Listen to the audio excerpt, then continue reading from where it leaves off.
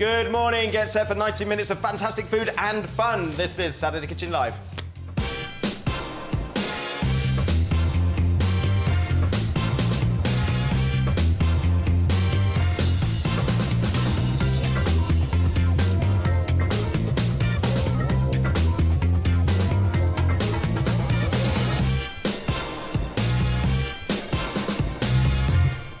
Welcome to the show. As ever, we've got a cracking lineup for you today. Someone who manages to keep me on my toes whilst cooking up a storm. It's the wonderful Anna Haug. Good morning, Anna. Morning, Matt. Isn't that a little punch? That's just a warning, you know, don't come in closer. A little friendly punch. It's not surprising he's impressive. He's worked with the Roux, Raymond Blanc and Gordon Ramsay. It's the excellent Freddy Forster. Good morning, Freddy. Good morning to you, Matt. A little salute. And on drinks duty today, wine expert extraordinaire is Ollie Smith. Hi Matt, how you doing? I'm loving your look. It's very kind of Secret Agent After Dark. It's a bit Johnny Cash today, I thought. I've got full black, man in black. Anyway, our special guest is a hugely successful comedian, actor, writer and podcaster. With 2 brand new TV shows out in the last month, we're lucky she's managed to squeeze us into her busy life. It's Sara Pascoe. Good morning, Sarah. Morning. Anna's very excited. Look Very at her little excited. I face. screamed at you and I made a holy show of myself. Yeah, I was texting my did. boyfriend afterwards going, nope, No. not what we discussed I would do. Cool as a cucumber. Yeah. Now, Sarah, you've been vegan for 11 years now? Yes, yeah. OK, so we got a vegan show today. This is a new one on me, actually. We've got meat in the archive, obviously. So let's see what's on the menu today. What have you got, Anna? I'm going to make a really super delicious, flavour-packed, full mushroom vegan risotto. OK, and this is a vegan risotto you call a taste sensation. Yeah, I know, you haven't on the top stopped of your slagging me email, off about it was that. vegan risotto taste sensation. Yes, well, I was trying to really reinforce the idea that this is so tasty. Yeah. You don't need meat, you don't need dairy. It's really good. You did a last vegan show, actually. With I Romesh, did, yeah. didn't you? I know, and I called him Ranganathan Ramesh. Brilliant. Oh, God. It's not as easy as it looks, this gig, is it? Oh, it's not easy. It's not even easy doing this. Doing that is seriously hard. Freddie, what have you got for us? So I'm doing some hummus flatbread with some roast broccoli and some pumpkin and a beautiful herb and pomegranate and fig dressing. So Look at really that. Loads flavoursome. Those Yep. figs, roasted figs, that's delicious. Like the look of those? Oh, I'm really, really excited to try all of it. Yeah, good, Yeah. good. Ollie, how did you get on matching these this week? 2 lovely dishes, and I've picked vegan wines for both. Both quite unique, both quite unusual wines. But we'll talk a bit later on about what makes a vegan wine and what to look for if you're hunting one in the shops. Okay, good, good. Now I fancied making the savoury version of a French classic, a galette. I'm going to make it with smoky Romesco sauce. So lots of roasted peppers, some tomatoes in there. I'm going to make a little dressing with some fresh mint and parsley, shallots, a bit of preserved lemon. I'll tell you about my pastry disaster a little bit later on. This is a learning curve for me. Now, Sarah, as you know, at the end of the show, you'll be facing Food Heaven, Food Heaven. Yeah, yeah. Tell us your idea of Food Heaven. Food Heaven, as a vegan, I love really creamy things, avocado, coconut milk. I like sweet things, desserts are my favourite. In terms of hell, I think the most boring food, most pointless food in the world is white bread. Like, get out. And then out. the worst vegetable, I really like vegetables, but the worst one is aubergine. It's, yeah, and chilies. I'm not into kind of spicy food. But you like Mexican food, you like Asian food. I like all kinds of food until it gets too spicy, and then I think you can't appreciate flavour anymore. Okay. So flavour rather than just heat. Yes, for the yeah. sake of it. Okay, so if the viewers give you heaven, I'm going to make a vegan dessert packed full of your favourite ingredients. So I'm going to make an avocado, coconut milk and lime ice cream, which sounds odd, it is delicious. I'm going to serve that on top of an aquafaba meringue, sliced mango, finished with some toasted coconut and some lime zest. Very nice. Yes, please. But if they give you hell, it's going to be aubergines with a bit of a chilli kick. So I'm They going to get roast. to decide. Huh? They get to decide what I have to eat. Yeah, You better be that's good. the public. So I'll roast the aubergines before mixing the flesh with some lemongrass and ginger, spreading on some white fried bread to make aubergine toast. I'm going to serve that with a spicy lentil and aubergine stew. It's like prawn toast without the prawns. Obviously, you have to wait to the end of the show to find out which one the viewers vote for. I love that this is a surprise to you. Just log on to the website to vote for Sarah's Heaven or Hell, and you can view the terms and privacy notices there as well. Now, as ever, we've been inundated with your culinary creations at home. Let's take a look at what you've been cooking over the last week. Corinne made Theo's nudies from last week. Wow. Wow. Look at that, expertly styled. Yeah. Very nicely photographed. Angela was also inspired by Theo. She made tagliatelle from his pasta masterclass. That's a serious Right. pasta machine. That is. Expensive bit of kit, that. Yeah. That. Really expensive. For sure. Finally, Harry's been helping Grandma Lorraine in the kitchen. Wait for this. Although he looks like he's made slightly more mess than I. Look at that. He's having a right laugh. Brilliant. And if you make anything from today's show, make sure you send us a picture. Send it to saturday.kitchen@cactustv.co.uk or share them using the hashtag #SaturdayKitchen. Right. Anna, you're cooking. Freddie, we're staying distant, so you're going to pop out for a bit. I'll see you later. You go and relax. See you later. See you later. Tea. Right, Anna. Right. Taste sensation. Stop that now. I'm Mushroom already sauce. nervous because if Sarah doesn't like this dish, I think I might just give up being a chef. I will like it, but I think you're right to say taste sensation, because when you say risotto, especially to people who always have to have the vegan or Yes. vegetarian, they think, oh, it's just hot rice, isn't it? Yeah, no, this isn't. This isn't. That. And so thank you so much for alleviating my nerves, Sarah. Yeah. No, I'm really hoping that you're going to like this. And I do think that if somebody doesn't, thinks that vegan food isn't flavoursome or are a bit wary of it, this is a perfect dish to try out for like... And I have to say, I mean, I ate all of this. He did, he scoffed it. No shame, it was kind of embarrassing. Funnily enough, yeah. Thank you, Anna. Yes, you're welcome. In rehearsal. And it just tastes, it's packed full of flavour. You think it's laced with all sorts of rich sort like of meats butter and cream and meat stock and things like that, but it really isn't. So Nope. it's amazing what you can do. Did you just say I'm amazing? So talk I us heard through. him say that. So we're using these funny yeast flakes. Yeah, Right? Oh, they're great. yeah, they're amazing. Yeah? Absolutely, and are so versatile. You can put them into anything. Yeah, they're so brilliant. So first things first, I'm just getting my risotto on. So a little bit of chopped mushroom, chopped shallots, some garlic. Then I'm going to put my risotto rice in, and I'm going to put my white wine in. Okay. Why do you use white wine? Great question. Why are Matt. you using white wine? Loads of people follow recipes and they don't really know why things are in it. So there's kind of a complexity and an acidity that you're going to get from putting white wine in it, and it's a great base flavour that you're going to build on. So yeah, it's really good. The sweetness of the shallots and the garlic and the mushrooms then get balanced out with that Okay, obviously vegan acidity. wine going in there. Obviously vegan wine going in there, yeah. There's something about mushrooms and wine. It's the same with red wine and mushrooms. It has like a meaty kind of flavour when you put them together. Yeah. Yeah, that's absolutely right. Mushrooms have this kind of umami richness to them, which can work fantastically well with red wines, but equally with richer whites, like the one we're going to taste today, because of white wine. So Anna, I thought I'd put the vinegar in there for a second. I was like, oh. Yeah. Hold it together, Anna. Hold it together. So you're also using a spoonful of Vegemite. Yes, Vegemite is... Yeast extract. Why not Marmite? Exactly. Is there a reason? Exactly. Well, is it a pro-Australian I thing? use Vegemite because I assumed that Marmite might have something meaty in it. No, it's vegan as well. So I have a big... My husband's Australian, so we have a big Marmite, Vegemite divide in our house. And he keeps Vegemite in the fridge, which is an Australian thing. Which is really bizarre. And it's really hard to spread then. Yeah. Yeah. Yeah, and They are quite so different. he'll be watching this thinking that he's won. Oh, no! But you've now taught me something about food. Sarah, honestly, it's like you just can't stop giving. You're welcome. It's okay. You really are a super fan. I am a super fan, and I am shaking like a leaf. I don't know why I'm You've here. never I'm seen just me like this. Literally here to make up the numbers. Right, talk us through your risotto. So, yes, shallots, garlic, white wine, a little bit of oil. I haven't put any salt in there because the other ingredients that are coming along are quite punchy. I also have a bit of soy sauce to go into it at the end because it's, instead of using normal salt, there's more flavour in soy sauce, so you're just kind of reinforcing all of that. So I'm going to slice... Ooh, I've got like teeth on this one. I'm going to slice my beetroot. I love using pickles in almost everything that I do. Hot, cold, salad, main courses. I always think pickles are just, they add another dimension to food. So I'm going to put a little bit of pickled beetroot on here. And again, it's like that kind of lovely autumn flavour. Mushrooms, beetroot. Yeah, all good. I mean, these little pickles really work in this because it's very rich, it's very kind of meaty and dense tasting, so this kind of lightens the load every now and again. Absolutely. I know I keep saying it, but I can't believe it. I'm shaking like a leaf.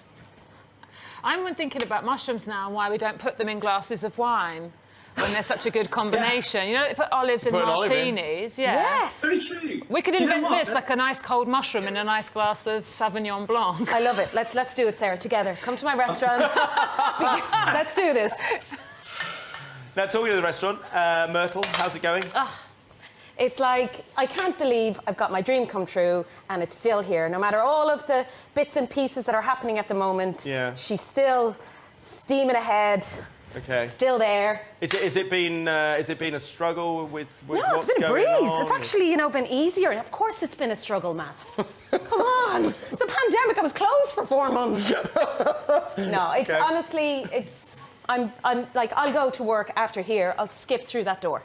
Like, I just love it. I love my job. I'm very lucky. Almost as much as I love coming here. I skipped through the door this morning, didn't I? Yes, you did. Did. Yeah, you were, it was like a little day out. Pickle. So this pickle is like a basic pickle, I call it in the restaurant.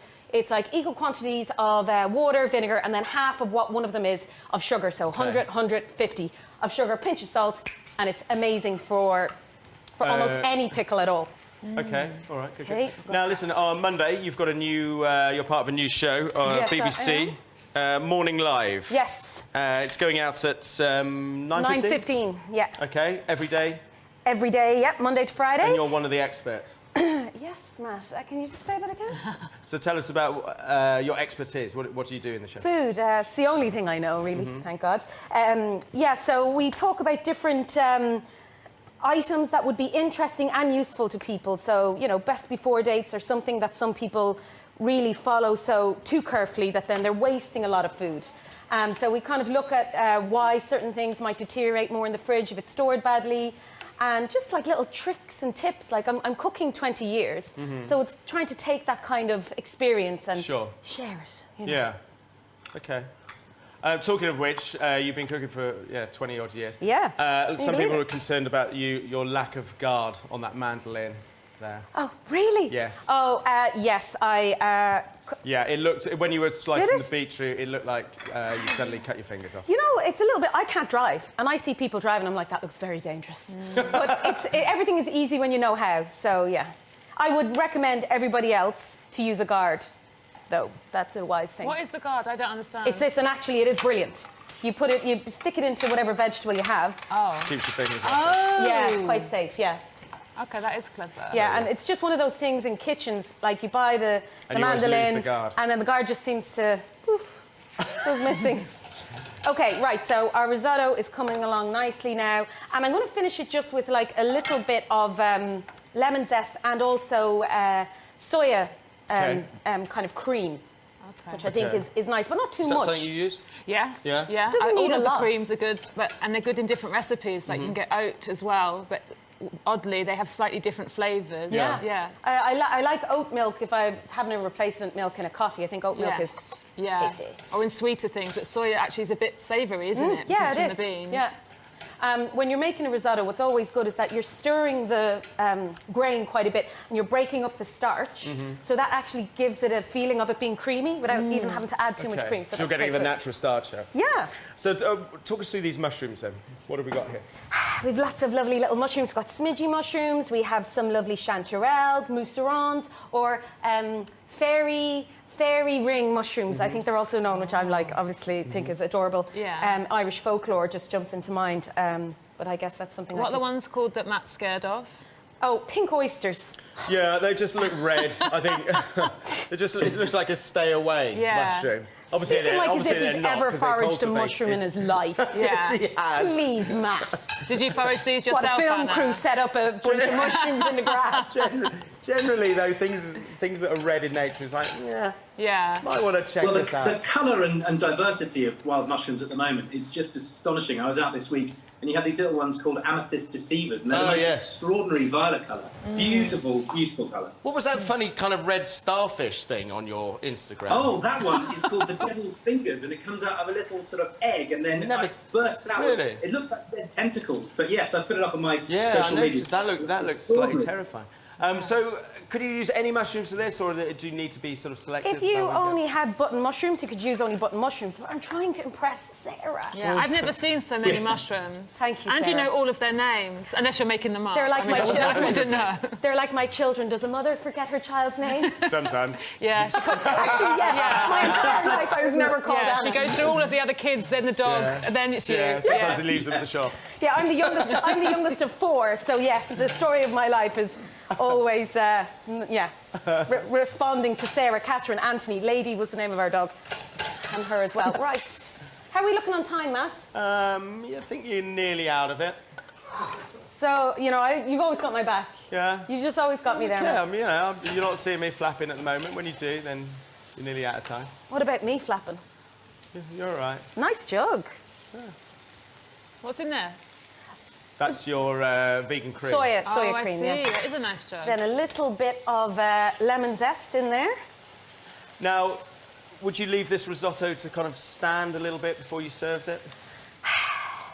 Yes, I mean, in a restaurant, you always do let things like fish, meat, risotto, you do let them rest. But this is live television, Matt. I feel like I always have to talk you we don't through have time for that. Yeah. No, I'm just saying, so if this was, you know, the comfort of your own home. You do want your risotto quite wet. That's really important. People very often, they make their risottos too dry. It makes it stodgy and it makes it less enjoyable to eat. So Yeah, do you remember- almost you could make them too wet and they're better. Do you remember back in the day, they Yeah. used to stick them in rings? Molds, yeah.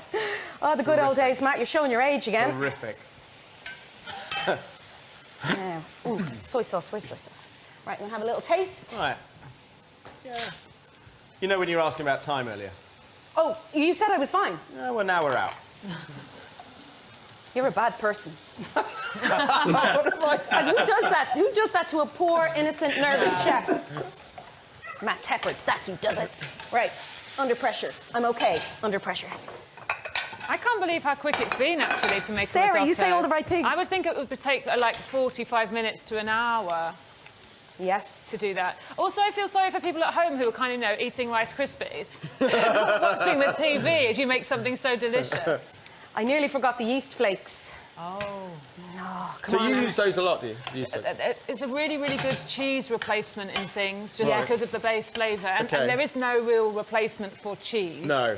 So it's not ever imitating, but it is a really good level. And lots more places sell it now, because for Right. ages you couldn't get it. It would always be in Yeah. American recipes. Okay. You couldn't get it here, but Okay. now you can. Yeah, you're was absolutely astonished spot by on. You're spot on. It is has that kind of Parmesan kind of vibe Yeah. off it. The kind of acidity and richness that you Yeah. get from Parmesan. But so. it looks like fish food, and you would Yes. never eat it by itself. Yes. It smells amazing. Oh, Doesn't it smell incredible? Honestly, It smells Sarah. meaty, Yeah. doesn't it? Yeah. I know maybe that's a terrible analogy to use. No, I think it's the umami word that you described, Ollie. It's there's certain flavours that you can't actually get, well, you think you can't get as a vegan. Yeah. And so when you find a way of, and it's all of those taste buds get really excited. Yeah. Yeah. Yeah, 'cause I that's was what I missed out when on. I tasted it this week. I cooked it at home, and it is such a rich, flavoursome dish. I was totally thrilled by it. I'm loving all of this. So many compliments. Just don't Yeah. stop. Don't stop, Ollie. Okay, nearly done. How over am I on time there, Matt? A good 4 minutes, probably. Oh, you're... I'll have words with you. That looks fantastic. It does look Okay, fantastic. uh-oh, look what she's going to do. No mandolin again. No protector. Just living dangerously, doing her own stunts Yes. on the grater. You don't have to wash up Well, in the middle of it. Yeah, but it's purple. It's for Sara Pascoe. Okay, there we have it, Matt. Nice. Right, remind us what it's called, Anna. Vegan mushroom risotto taste sensation. Amazing. Right, you can take a breath now. I'm so That was a lot to do in 20 minutes. Right, so there you go. Try that. Wow. So you cooked for Romesh. Is this Yes. better than what you cooked for him? Well, I actually, I did desserts. I can't actually remember what I my cooked God. for Romesh. I did desserts. Do you like that? This is so good. That raw mushroom smell over the warm risottos. It's Brilliant. sweet without being sickly as well, which I love so much. It's really It goes so well with this wine. Ollie, you nailed it with this wine pairing. In fact, tell us about Thank this you wine very is a much. beard. Well, we have the first old vine project wine to be imported into the UK. This is Kartzig Chenin Blanc from South Africa, and it's a vegan wine. So before we get into the taste, vegan wines basically don't have anything in there that's derived from animal products. So you might clarify and fine a wine using, say, milk or products derived from fish blood sometimes, or egg yolks. It all sounds a bit grim, but there are plenty of decent alternatives like bentonite or activated charcoal. You might also find beeswax used in wax on the capsule. You might find milk-derived products within some agglomerated corks. but it should say clearly on the label, as this one does, suitable for vegans. And I think, you know, there's some good places. There's Vintage Roots online that specialises. There's Vegan Wine Box. Some of the supermarkets are doing a great job, the Co-op, Sainsbury's and so forth. But to really be sure, you want to see that on the label. Now, this Carpsicht is one of those wines that's been made entirely naturally. So they don't add any sulphur. They let the grapes ferment. They rack them off into oak barrels and indeed into a concrete egg in one case. And that gives texture and richness to work with the risotto, but it's still refreshing enough to go with the beetroot. It's very good, isn't it? Yeah, it's really good. It's great pain. It's really good. Very nice. We'll just pop a mushroom in there, and then it's ready. Yeah. How is everything there? It's so great. I think, you know, sometimes you have something that's delicious and you think, oh, I couldn't eat too much of it because it's rich. It's the opposite. It's the kind of richness where you want to keep eating it. It feels like it's laden with butter and calories, and it's not. not. It's really kind And of... it's nourishing. I think that's what's perfect for this time of year. Yeah. And especially with plant-based food, you want things that make you feel like you're giving yourself lots of goodness. Yeah. And like, I'm going to literally follow you to your restaurant. You need to lie down. love hearts jumping out my Right, eyes. later on we'll be sampling some of the best vegan meat alternatives, and Freddy's making his fantastic flatbread. We tasted it in rehearsal, and it's like all Freddy's recipe. It's absolutely delicious. Yeah. He's going to roast off some figs. He's got some broccoli in could there, do two, some quite roasted frankly. I'd rather pumpkin. He's got some homemade hummus on this delicious flatbread, lots of fresh herbs. It's amazing. Don't forget to send in your photos or any of your foodie questions over to us at saturday.kitchen@cactustv.co.uk, or join in the chat on social media using the hashtag SaturdayKitchen. And will Sarah be tucking into her food heaven avocado and coconut ice cream with meringue, or her food hell aubergine, the worst vegetable, toast with lentils? Go along to the website now, have your say. I'm not allowed.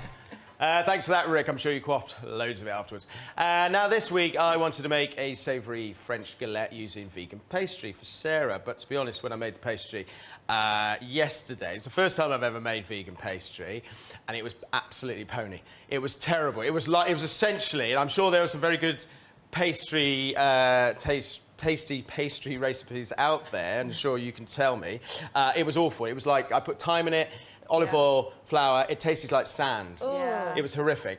Then lovely Freya, who works here, informs me that the pastry that you buy in supermarkets it's vegan. is vegan anyway. Yeah. But I didn't know that. So I thought, why bother making something rubbish when you can go out and buy something done properly? So anyway, I'm going to use shop-bought pastry for this. So here it is.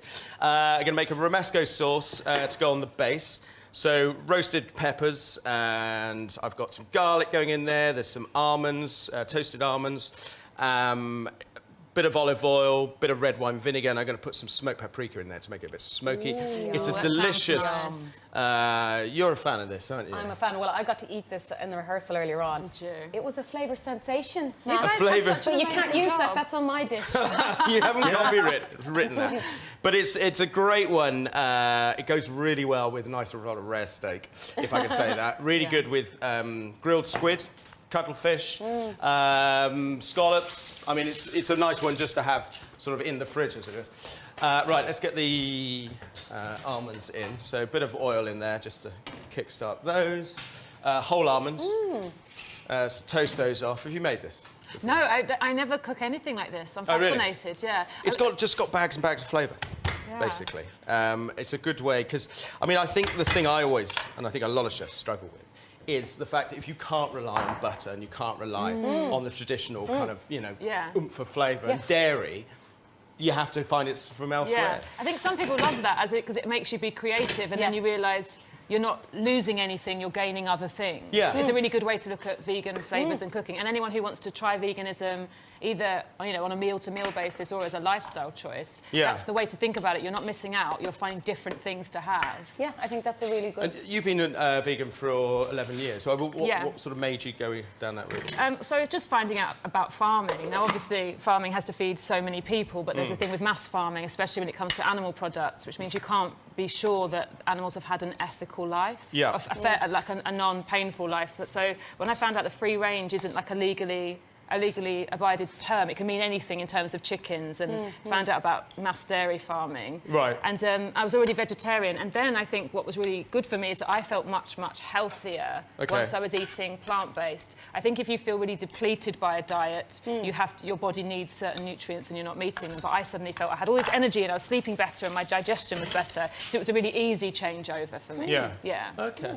Well, you need all the energy you got at the moment because you're working on so many projects. Yes. Yeah. So you've got 2 shows out. You've got this new book. Yeah. Sex, Power, Money. Yeah. Great title. Yes. It's the follow-up to your last book, Animal. Yeah, that's right. So tell us, what's the premise of the book then? Well, so my first book, I wrote about the evolution of the female body, and obviously I have a female body, and so lots of it's very personal as well as a mixture. And then I had the idea that I said to my publishers, I'm going to do a male version. It's going to be called Manimal. It's going to be about the male body. And then as I started researching, I realised that it was going to be much broader than that. And so it became Sex, Power, Money, because a lot of the things that I thought I understood when I started reading research, I didn't understand, and my opinions really changed. Yeah. So it really mutated, and it took about a year longer than I was supposed to hand it in. It's quite, I mean... But that sounds brilliant. The fact that you can change your opinion with extra information is really good. Yeah, and also then you want to give that information to other people, because we have a lot of, you know, kind of collective assumptions about stuff. And then you go, oh, that hasn't been proven, or it's much more complicated than that kind of thing. Yeah. It's quite sort of anthropological, I suppose, isn't it? I mean, is that something you've always been interested in? No, I think I became interested in it about 7 or 8 years ago.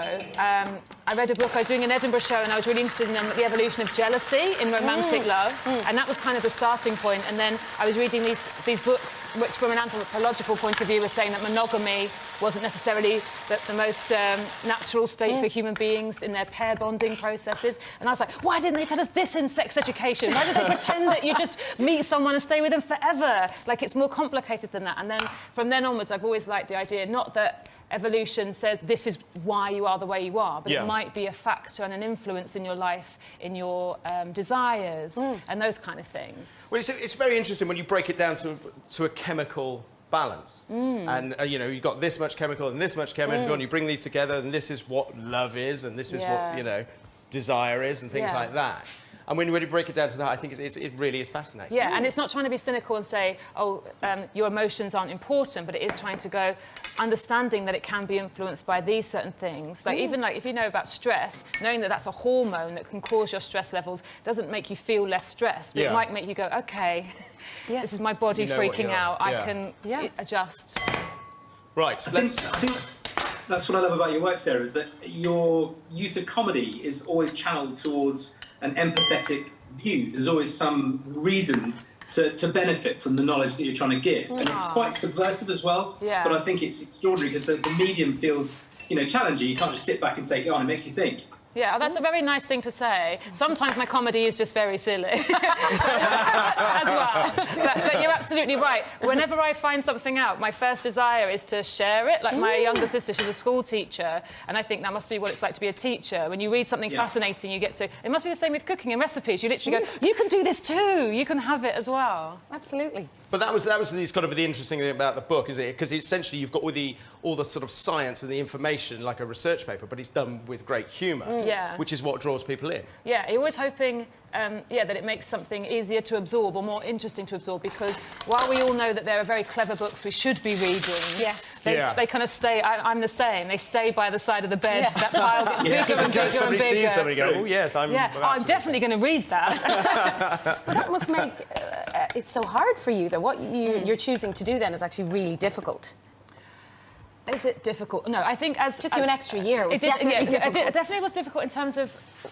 There's a point where you have to stop and write the book. And actually, when there's some subjects, like looking into gender and sex, like, as in male-female sex, isn't a subject you go, OK, I've finished it, I've completed, I understand everything. But there does come a point where you have to go, a bit of this, a bit of that, the end.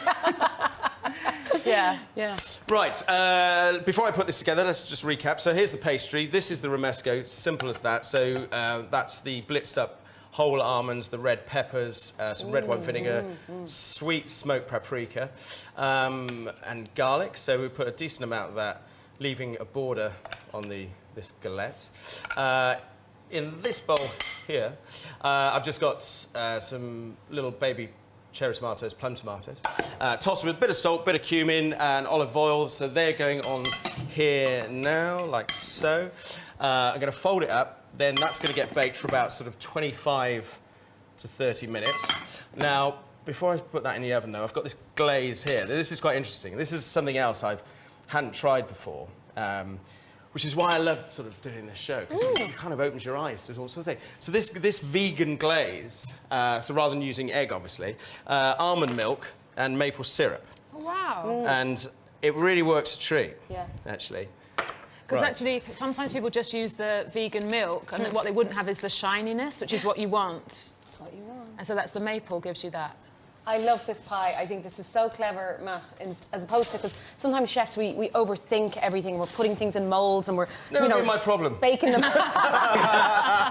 But this is so versatile, this style of pie. You could fill it with anything. Yeah. And it's really lovely. I also feel like if you had that kind of pastry in the fridge, if someone just popped over, you could technically have a cup of tea while that was cooking, couldn't you? And then... That's the romance of cooking. This is what we think we'll do. Yeah. And we leave it in. This is like if just in case somebody pops around. Yeah. Actually, and at the moment, of course, it's illegal. So it's just you eating pastry. And of course, you're having a business meeting, and then you could have it in the garden. Yes. Yeah. And then you can have a pie. So, Sarah, you've also, to go alongside the book, you've got a podcast. Yeah, well, so a lot of the topics, the people that I was researching in the book, are people we don't hear from very often in society because of their jobs in the sex industry. And I realised that what happens quite a lot is people like me, researchers or people who want to write their own books, take their information and they kind of process it through themselves.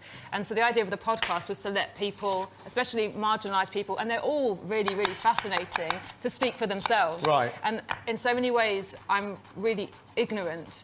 And that's the podcast, essentially, is me going, OK, so you do this, what's that then? Yeah. Or how does that work? Or why is this opinion not right? Because it sounds right to me. But that isn't, Brilliant. that's how you get the best discussions, Yes. though, isn't it? Rather than going in with your own preconceived ideas of this is right and this is wrong. Sure. Giving somebody a voice. Yeah.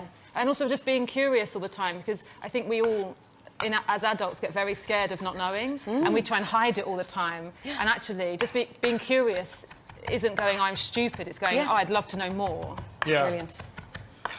Right, so this little thing I'm chopping here, so just some fresh herbs, so nice sort of zesty herbs. So I've got the parsley there, some mint, a bit of preserved lemon, shallots. So when you say smoked paprika and cumin, I think, oh, that goes together so beautifully. But now with these, I have no idea how that mixes. What's that? There's like the kind of zingy herbs. Oh, well, yeah, I mean, it's loosely kind of based on a North African chamula. OK. So, you know, coriander, cumin, parsley, mint, things like that, and the preserved lemon. And it's just a nice collection of vibrant things. OK.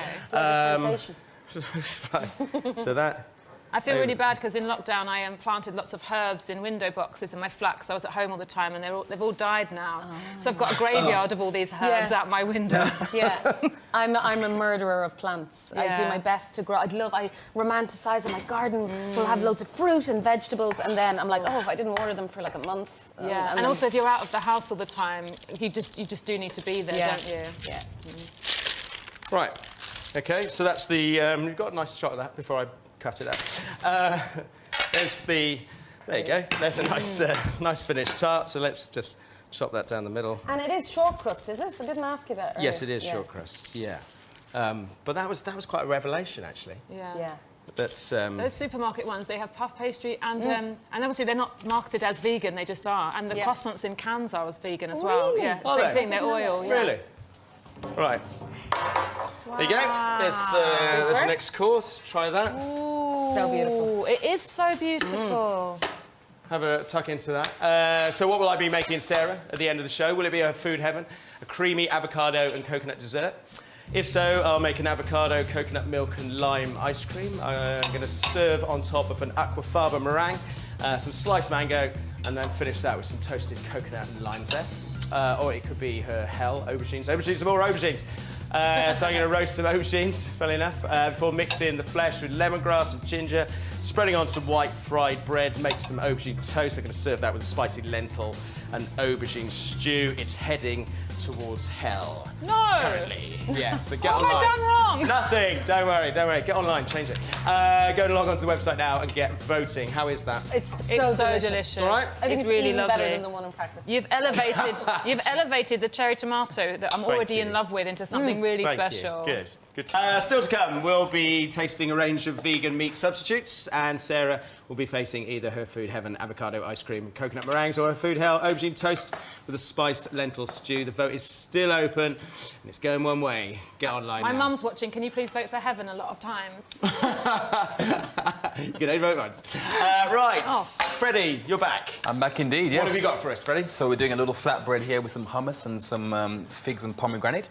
So, beautiful vegan dish here. So first of all, I've got some figs onto my tray. Just going to cut them up. I love a black fig, Fred. Yeah, I love a fig just in general. Just like that. Okay, touch of olive oil. Would you roast those even when they're still so? Well, it's just about right? warming them through to bring out the natural sweetness of the figs, Okay. really. That's all. Okay. Straight inside. Okay. It's a lovely autumnal dish, this. You've got It is with beautiful. The squash and the figs and the... So here I'm just going to make my... I've got the flatbread dough already made. So this particular dough here is 500 grams of flour, 10 grams of yeast, 10 grams of salt, 300 ml of water, Okay. and then 30 milliliters of olive oil. I just make a basic dough by mixing it all together, and then I let it proof for a couple of hours. And then after that, I knock it back, which just means take the air out of it. Yeah. And then I then sort of let it rest, and then I roll it out, such like so. And as I'm rolling it out, I don't want it to go too thick or too thin either. Okay. Just like that. And then just take a fork and then just sort of prick it a little bit so that when it goes into the pan, it doesn't puff up too much, okay? Bit of flour, move it around, like so. And then just And how is Reed's Restaurant? Do you do a lot of vegan food? Well, we do quite a lot of vegan food, you know, not too much, but enough to keep me occupied. I think after today's performance, hopefully we may have a little bit more. Yeah. Do you find it quite kind of challenging? Do you find it exciting? Not really. I mean, I find it exciting because, you know, I'm sort of the kind of guy who likes to sort of cook quite spontaneously. I really love creating different dishes, and I like being challenged about doing things that I might not necessarily do all the time, really. So just about the hummus here. So I've got some store-cupboard chickpeas. I've got some tahini, which is like a sesame seed paste. Some garlic, some olive oil, and some salt and pepper in here. Okay. And just blend all that together just nicely. I mean, it's so easy to make. Very easy to it's make. Kind of. There's no reason to buy it, really. No? Yeah, but it's very easy to get it wrong as well. You can just end up with an absolute vat of something inedible, Yeah, I always make too much. Yeah. Because you never think one can of chickpeas is Exactly. really okay. And then it's all in 3 Tupperware pots in the fridge. Everyone can only eat hummus. Yeah. Okay, that's fine. So now I'm just going to cook off my purple shrouding broccoli, which is coming into season right now. Okay. So a nice hot pan with a bit of olive oil. Put my broccoli inside. So that's going in raw? Well, it's going in raw now. All I'm doing is sort of flash frying it now, just to sort of get a bit of colour and then also get a bit of texture on that. I don't want it to be too cooked. I want it a little bit crunchy so that it has a bit of texture on my flatbread. Put it together nicely. Freddie, last time you were on, you were waxing lyrical about your lovely kitchen garden you got at the restaurant. Is that sort of still in operation? Or I mean, the kitchen garden has served us well throughout the summer months. Obviously, we lost a little bit during the pandemic. But, you know, it's almost coming to an end now. But we've got some lovely potatoes there. We've got some nice sort of artichokes, some celeriac, some leeks. So we're still doing all the autumnal cooking that we actually require. So that's getting nice colour now. Just turn it down slightly. So it's still servicing the restaurant? Just a little bit. So now I'm going to make my vinaigrette. So I'm going to take a little bit of red onion. Just slice nice and thinly. Sarah, how have you found restaurants, I suppose, over the last sort of 10 years? How have you seen them change? I think it's been in terms of incredible. veganism? I think it's been incredible. It's because part of it's accommodating, but no one ever makes you feel bad about it. Like, if there isn't something vegan on the menu, I haven't had anything where people have gone, well, that's what, you can just have fries on the side then, or you've got, I guess, side salad is it. They've always gone, OK, I'll go and speak to someone in the kitchen. They come back and go, OK, what we can do? We're going to do this, and on that, do you like this? And also now I'm getting so used to, I'm getting spoiled going in and seeing that there's lots of options, and options that, because they taste great, they don't have to have a big vegan next to it. It's just on the menu and you check, like, oh, is that? I've noticed, I mean, going around the country, well, when you could, and working with various crews, and there's often sort of vegan people on the team. By and large now, outside of London and outside of big cities, you can get good vegan absolutely. options. It's a strange part of capitalism that sometimes works in a really positive way, but all of the chains, all of the sandwich shops and supermarkets all have vegan options as well, which means that the same for me on tour. I used to have to take packed lunches because if you were in as you say, outside of a big city, you were going to be eating peanuts from a garage. It's still hard, however, I think, to go to somewhere like France. Oh yeah, Or Spain. Europe, or Norway. In Norway, I was sent to a vegetarian cafe. I asked for a vegan salad, and it had a beef burger on it. Oh boy. Really? Had a beef burger with oil running down the lettuce. Wow, Ollie, that's like something you'd create, isn't it? With your crumbled burger on salad affair. It's an outrage. I'll never live it down, that. So, Freddie, sorry, we missed a lot of that. It's fine. So, just finish off my vinaigrette now. So, I've got some olive oil in here. I've got some sauteed off broccoli. I've got a bit of pre-roasted pumpkin here, so it's very nice and autumnal. Some nice basil, some red onion, as I said before, and a little bit of balsamic vinegar for a little bit of sharpness, really. OK. So now I'm going to put it all together. I've got my flatbread that's been cooked for about 3 or 4 minutes, golden brown on both sides, nicely drained on my board here. Then I've got my hummus. I don't like the hummus to be too thick, you know, just sort of nice and spoonable. Place that on top.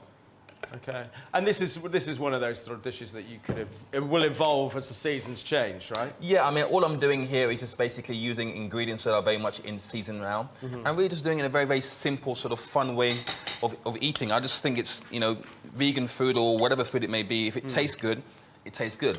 So that just goes on top. And now I just take my little vinaigrette and just spoon everything on top, just nice and liberally. So you've got lovely flavours, lovely colours. They're gorgeous colours. Lovely textures. Thank you, Sarah. Just on top of that. OK, so just the roasted vegetables, balsamic. Yeah, olive oil in there. Pomegranate in there. That's pomegranate. I mean, you can change it to whatever sort of, you know, stuff you want to have in here, but I just think these combinations work very, very well.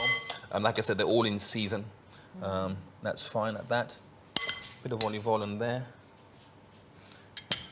Do a bit of fresh dill. I think Halloween is the kind of vegan festival because you have all the leftover pumpkin. Right. Because, you know, like Valentine's Day is chocolate and Christmas is obviously all of the meats and things. You see it as the Halloween, vegan... that's for vegans. It's pumpkin time. And there we have it. Right, fantastic. And remind us what you call it? Sorry, oh, no, we're not there. We're not yet. I forgot my figs. Oh. Hang fire, Gallery. Yep. The pièce de résistance. Yeah, don't forget that. Figs on there. And there we have it. Beautiful. And what do you call it, Freddie? So here we have hummus flatbread with roasted pumpkin and sprouting broccoli and a beautiful vinaigrette of figs and pomegranate. Amazing.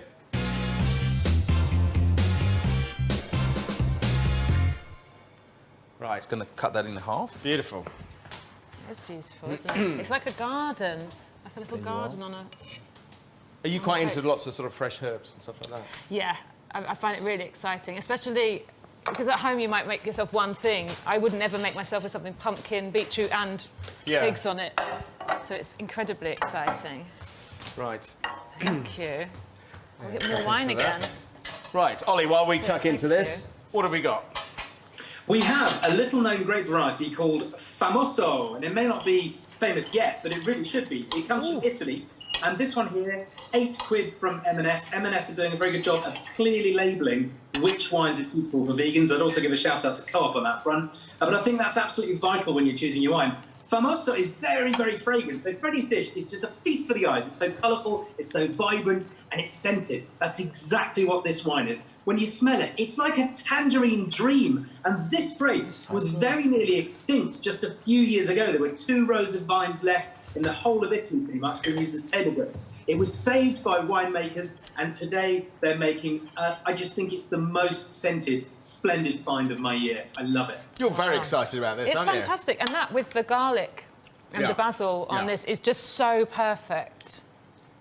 No, I'm glad you approve. I have to say, those figs make it for me. Yeah, just give them sweetness just and slightly the crunch and get them slightly warm, just bring out the natural flavour of the figs, and just give it a good balance between the hummus, which is quite rich. Delicious combination. Ollie, that's lovely as well. How's that sound?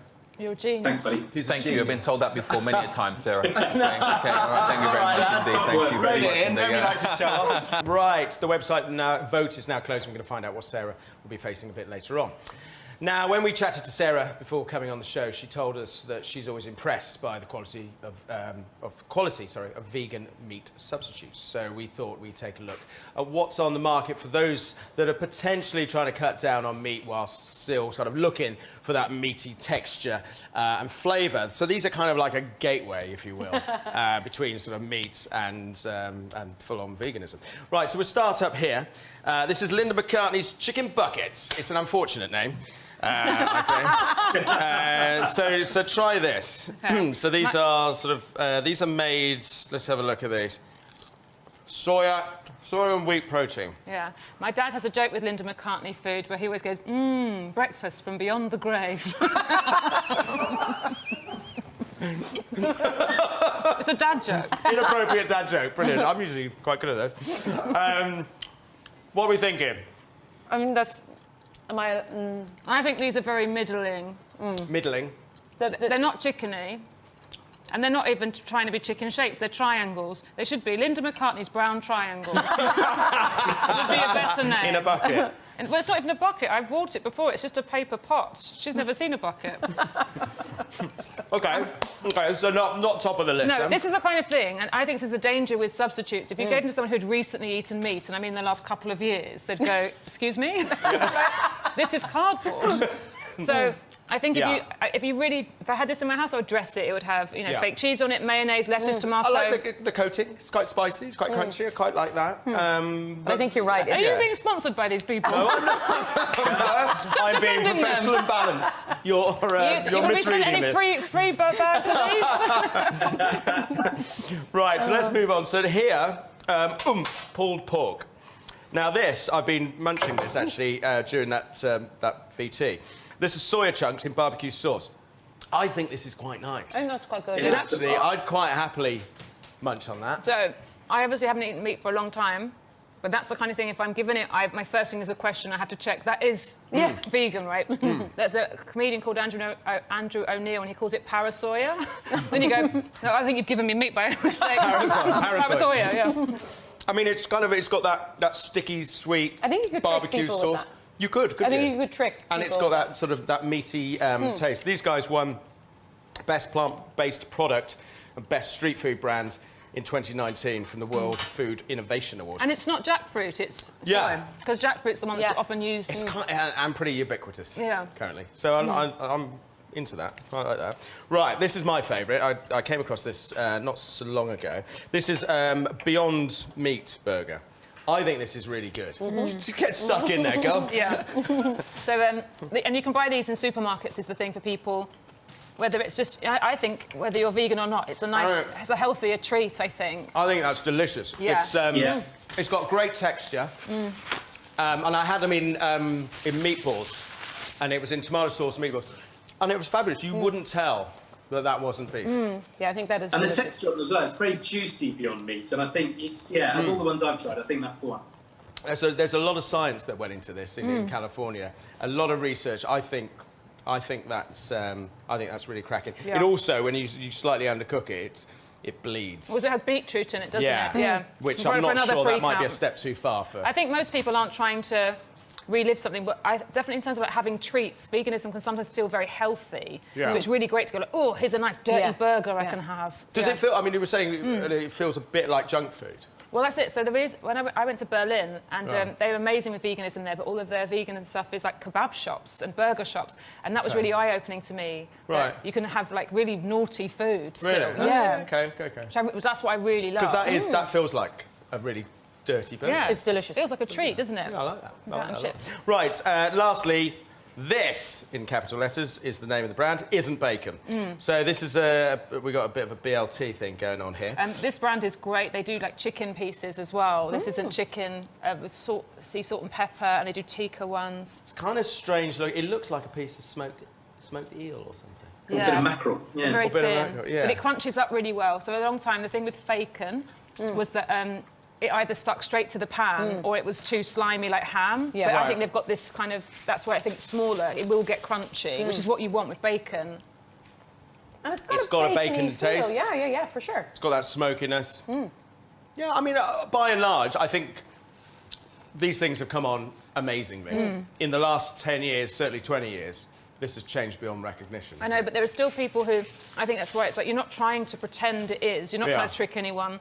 Because there are some people who obviously are so in love with eating meat Yeah. that I can tell it's not bacon. I think it's more just going, Yeah. oh, for people who just want to have a really balanced, varied diet, it's great Yeah. that they're out there for them to try. What is your take, actually, on the fact that, you know, if you're vegan, people say, well, you should just ignore the kind of, don't try and recreate meat. Zoe Lyons, another brilliant comic, has got a routine about how if you don't want our meat, you can't have our shapes. So stop trying to make sausages, that's ours. So, just to recap, any favourites here? To be honest, those three are really all very good. The burger, I absolutely would eat again in a heartbeat. I'd order that if I was out. The oomph, the burger, and the this isn't bacon. What about you, Sarah? I'd say the same. Sorry, Linda. Yeah. There you go. There you go. Right, thanks, Nadia. Time to find out whether Sarah is facing her food heaven or food hell. So it could be heaven, which is avocado, creamy things, and the meringue, stuff like that, coconut. Or it could be hell, aubergines, the worst of all vegetables. So, do you think people want aubergines or meringue? I really hope they want me to have a lovely dessert. Yeah. Well, I can tell you that 56% people went hell, aubergines. I hate 56% of people. People very rarely go for desserts, I have to say. Most people are into savoury, which is why really? don't take it personally. I didn't know You're this. taking it personally. I am, but you're going to have to make this delicious for Aubergines Sarah, can be or I will be Right, furious. right, don't be so threatening. Right, OK, so I'm going to get on with this. So, aubergine, the most delicious of all the vegetables. So I'm going to score this and then slow roast it in the oven until it's nice and Do you soft. actually like it? You actually love think an that's a aubergine. nice... I actually love aubergine The as well. texture of it. It's Love it. It's very delicious. It's just you, Sarah. You're on your own. Nodded at me. There's lots of reasons though why aubergines can be a bit gross. So it's all about like how fresh they are, how long you cook them, if they're seasoned, what you know. What I you think- put with Put a them. lot of things in Yeah, them. I think they can be badly cooked, and if you've had it badly cooked a couple of times, like moussaka as a child, you Yeah. then go, I'm off that forever. Destroyed your taste. I'm not. Yeah. I love it. I'm not a fan of masala. Right, so I'm going to roast this in the oven with some ginger. So there's ginger, there's some garlic in here, some lemongrass, bit of oil, coriander. When that comes out, I'm going to scoop it in and chop it up, mix it with some more coriander. OK, so that's the sort of pulp. That's then going to go on your horrible white bread, which you hate so much. Whoa. And then, obviously, what makes white bread delicious? Fry it. Amazing. Oh, my God. So I'm going to do that. Anna is doing the spiced lentils. So in here, we've got... What have we got, Anna? We've got onion. A bit of onions, a bit of celery, lots of fresh herbs, lots of chilli. Yeah. Oh. And what colour lentils are they? Yeah. Puy lentils. Okay. Nice. My favourite. Yeah. Yeah, you all right with puy lentils? I love lentils. Lentils, especially in soup, I think they're another really incredible ingredient, very versatile and very pulpy, can be quite meaty. Do you cook a lot, Sarah, yourself personally? Are you a I big cook cook? very basic things, Yeah. but I find it very meditative, like lots of people. Yeah. It's a real treat to get to kind of spend some time Nice and in the calming and kitchen. relaxing, Calming, yeah. relaxing, yeah. Nice. You enjoy it? I love it, yeah. Yeah. But I can't do anything fancy, which is why I'm so interested in what you're doing. I don't believe this. I don't believe this. Every time we were talking about food, you really understood food. I'd say you're a really good cook. Guys, this is the best day of my life. I'm getting fed and given compliments.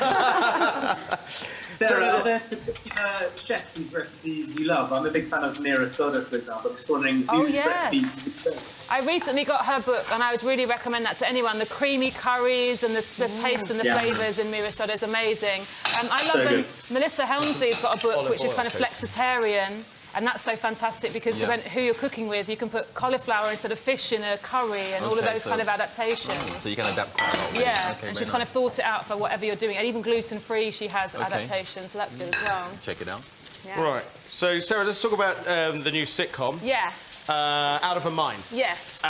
It's very funny. Brilliant. It's quite off the wall. It is. My favourite descriptor was bonkers because really, when I got my own series, and it was just such an exciting thing. So it's half family sitcom and half of it's kind of inside my brain. And the really exciting thing was being able to write stuff knowing that whatever I write will happen. If I write, I'm rollerblading around Ealing Studios, it will happen. If I say there's a bus and it's full of people kissing each other, then it happens. Yeah. So someone just finds out how much it costs and then goes, OK, yep, we're going to do that. So, yeah. And it's, I mean, I think I saw a show once about how notoriously difficult sitcoms are to write because they have to have such a sort of broad appeal. Yeah. And I think, I mean, A, it was incredibly brave to write one in that style, but B, also to get it away. Yeah. Really, it's quite a big. I think I'm it's very a big lucky. sort of change in. I think I'm lucky. I'm lucky because it's BBC, and BBC do take risks with TV, and they don't take a risk as in we don't think anyone will like it, but they do go, OK, I think this will be for some people, not everyone. Yeah. Which I shouldn't be saying. I'm trying to advertise the show, and also because I'd written books that had, science and things in them. When I said to them, I want to have something that does have some kind of facts and psychology and introspection, really introspection inside it, they didn't freak out and go, that's not how sitcoms work. Which must have been really refreshing. I was really lucky, really, really lucky. Yeah, but when you grateful. say you're really lucky, isn't there a saying, the harder I work, the luckier I get? So you say you're lucky, but there would have been an awful lot of work you would have had to have put in to be able to really sell this. So I think you really deserve it. Super fan. I know, but that's so nice of you to say. She's I always loving say, you. because I always worry there'll be a comedian at home watching going, no, she's just lucky. So lucky. No. Right, so this is the aubergine puree. Pretty standard at this point. Then at this junction, I'm now going to spread it on the white bread, so just a piece of OK, can I just say, it looks awful. It looks like No, you can't. It looks like where an eel would go to bed. I can hear you. It looks like what? Where an eel would go to bed. Like, it looks where fish would lay their eggs. It does taste very nice, I can assure you. It's just such a horrible colour. Yeah, it's not a great colour. It needs and it needs a little bit of help. OK. It's like a really grey day. It makes me sad. So don't be sad. Okay. Don't be sad. Now listen, let's go back to the sitcom. In it, you're called obviously Sara Pascoe. Yeah. I mean, how much does it mirror your actual personality? It really is me. I know some people make stuff and they go, oh, it's a version of myself. No, she really is me, and it's lots of things that I have felt. The one thing I had to be very careful not to do is, because obviously I have people in my life, so it's not a representation of my life now, and it's not a direct representation of anyone in my family. Right. But so I was trying to recreate like my truth without trying to make anyone do an impression of either of my parents or anything like that. Yeah. So your mother doesn't run while drinking a can of wine? No, she doesn't. She absolutely doesn't. Yeah.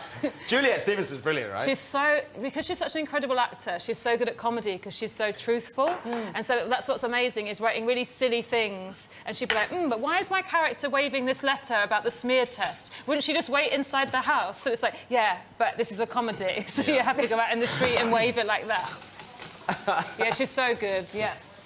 Right, so... I think the form of it as well. Sorry, Matt. The way it's structured, it's not like a usual sitcom where people are just in one location, situations are thrown at them and they react in different ways. There's so many different angles from which you look at the story. Your internal commentary, jumping into a scene, referring to characters. It's quite fascinating. I love the structure of it. Yeah, we spent a really long time on that. I think it was the idea, if this is the only time I ever get to make a TV programme, I'm going to throw absolutely everything Just at throw it. it at it, Absolutely at it, yeah. I mean, you do a lot of stand-up comedy, right? So do you actually I was wondering, do you get nervous when you're on stage? People are going to laugh at your gags and your jokes? I mean, it'll petrify me. I actually think it's really similar to being a chef, which you wouldn't think, but you spend all this time making something you think is brilliant, but every time you give it to someone, there's this slight feeling of what if you don't like it? Yeah. And then sometimes they don't. And it isn't because you didn't put the effort in. It's not because you didn't go, I don't care how this tastes. I always care. And sometimes your ego has to get used to the fact that you can't control how it's received. Yes. Okay. And sometimes that can be a bad day. Yeah. And sometimes it can be, I'm not made for you. My best thing isn't what you enjoy. Yeah.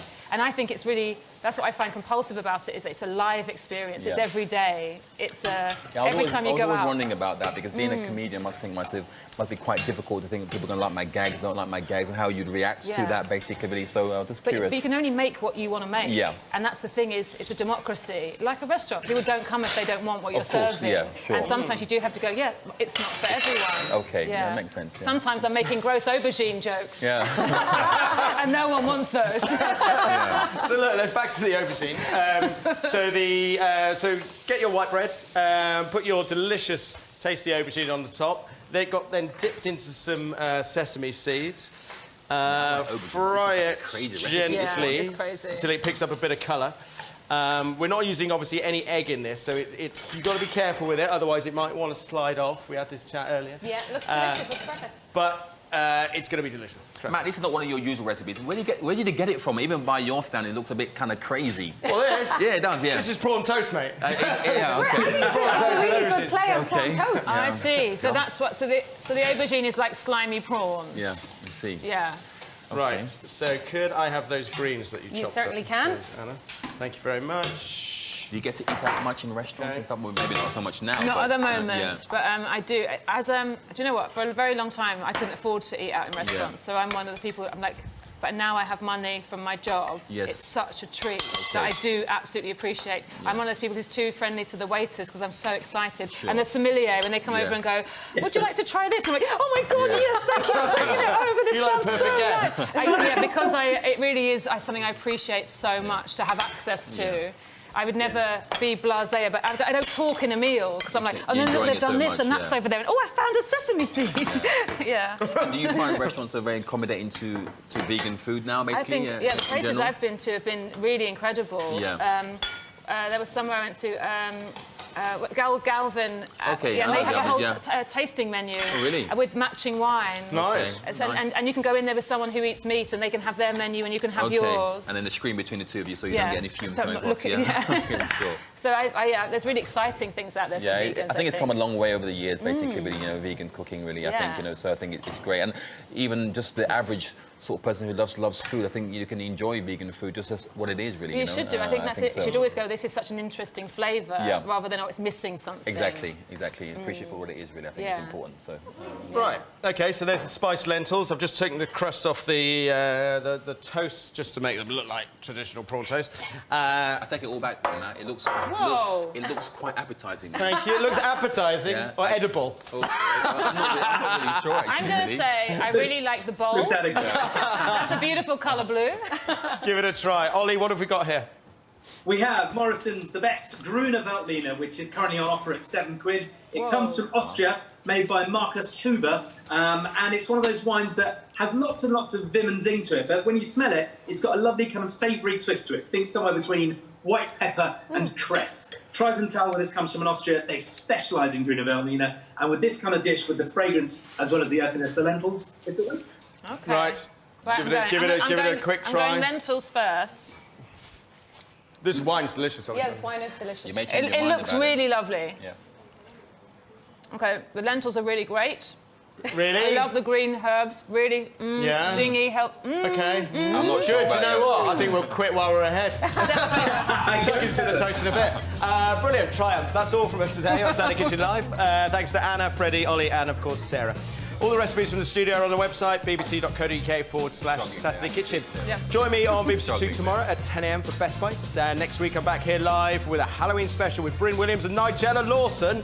Don't forget, the clocks go back tonight, so enjoy the extra hour in bed unless you've got kids. Have a great weekend. Bye for now.